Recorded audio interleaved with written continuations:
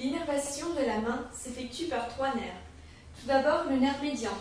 Celui-ci passe en arrière du rétinaculum des fléchisseurs et donne des rameaux appelés rameaux palmaires communs. Les rameaux palmaires communs vont se diviser en rameaux digital palmaires propres pour le premier, deuxième et troisième espace.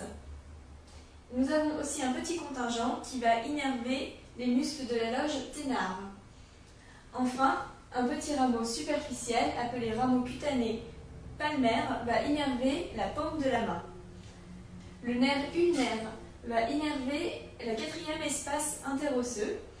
Il donne un rameau cutané palmaire digital commun qui va se diviser en rameau cutané palmaire digital propre. Il innerve aussi le bord médial de la main.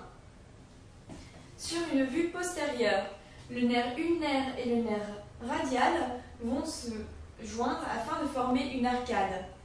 De cette arcade vont naître des rameaux digitaux palmaires communs qui vont se diviser en rameaux digitaux palmaires propres. Le nerf médian donne aussi des rameaux digitaux palmaires propres pour le deuxième et le troisième doigt ainsi que le bord latéral du quatrième doigt.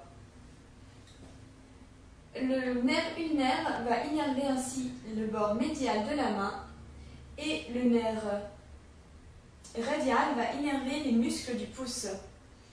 Il est important de connaître l'innervation de la pulpe de l'index qui s'effectue par le nerf médian, l'innervation de la face dorsale de la loge latérale de la main effectuée par le nerf radial et l'innervation du bord ulnaire de la main effectuée par le nerf ulnaire.